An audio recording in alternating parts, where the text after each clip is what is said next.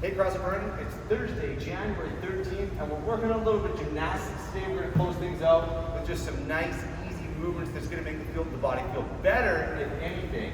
So almost an active rest day, if you will. At the beginning, 3 sets, 30 seconds of cats and cows, and 30 seconds of hollow holds. With our cats and cows, remember to include some breathing when you're doing these. So I got my hands under my shoulders, my knees are under my hips. I'm going to inhale, drop the belly to the chest. And then exhale, push down on the floor and round the back. 30 seconds here, and I'm going to go into my hollow hold. You guys can progress over your 3 rounds. We've got level 1, level 2, level 3, or you can just pick whichever one is best for you. Here's the little tip. Sometimes what's necessarily hardest is not always what's best. I find personally that I get the best result out of level 1. Even though I'm capable of doing level 3, I feel like what's best for me as an individual is level 1. So let's go over level 1, level 2, level 3, hollow hold. Level 1 is going to be this, the tuck. You know the little bugs, when you flick them, they roll onto their backs? This is what we are. We're a little roly-poly bug. We're curled up into a tight, tight ball, thinking back into the floor. Here's level 1. The only thing that changes for level 2, the body position is the same. It's just the arms that reach overhead. Imagine like you're going to dive into a pool. For level 3, we can stretch one or both legs out. Just make sure you're keeping that contact of pressing down into the floor. So those are our 3 options for hollow hold. Do whatever you feel best. Like I say, personal preference. I like level 1, but you choose for you. Next up, we're going to do 3 rounds, 30 seconds in each. First exercise, standing hip circles. About a shoulder width stance. We're just going to do circles. Do a couple reps in one direction, and then a couple reps in the other direction. We just want to wake those hips up, kind of loosen things up. Next up, we're going to be down on our butt with a dumbbell. Sitting on your butt, we've got a couple levels with this one as well. The easiest version is going to be heels on the ground. We can make that a little bit more difficult by bringing our feet and our knees together and getting a good strong pinch. If you want to be even more aggressive with how difficult we make this exercise, we can lift the heels and point the toes. However you guys choose to do this, what we're working is this, holding my dumbbell, and I'm gonna go touch, touch, touch, touch for 30 seconds. So we've got easiest, harder, even harder, and then our hardest version right here. 3 rounds of that, 30 seconds of hip circles, 30 seconds of seated Russian twist.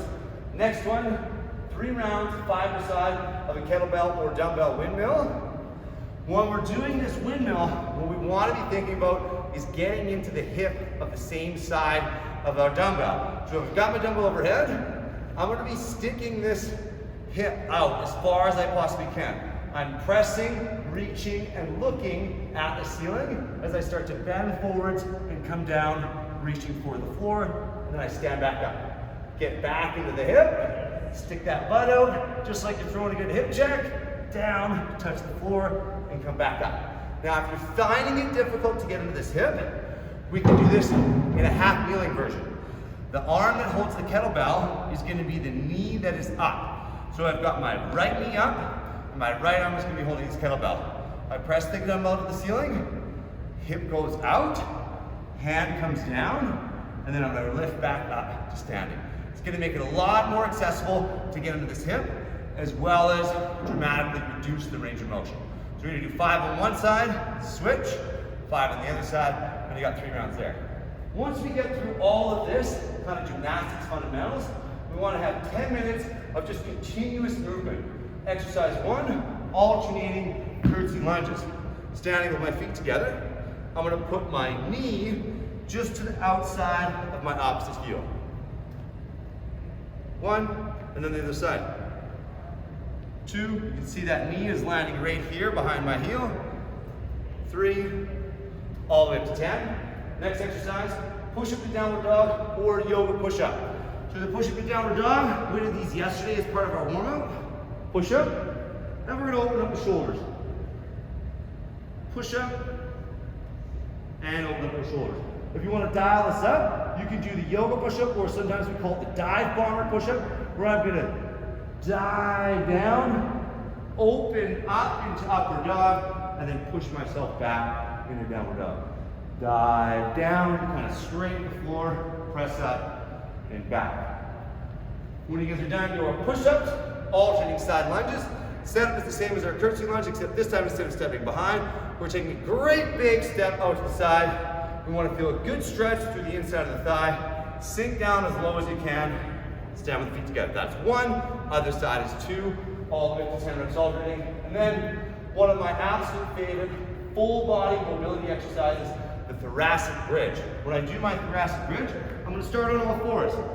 Lift my knees. Step underneath like this. And then plant my feet. From here, I'm going to reach to the ceiling as high as I possibly can, and then bridge my pockets. Bridge. Other side. I start on all fours, step under, plant my feet, reach to the ceiling, bridge my pockets. That's 2.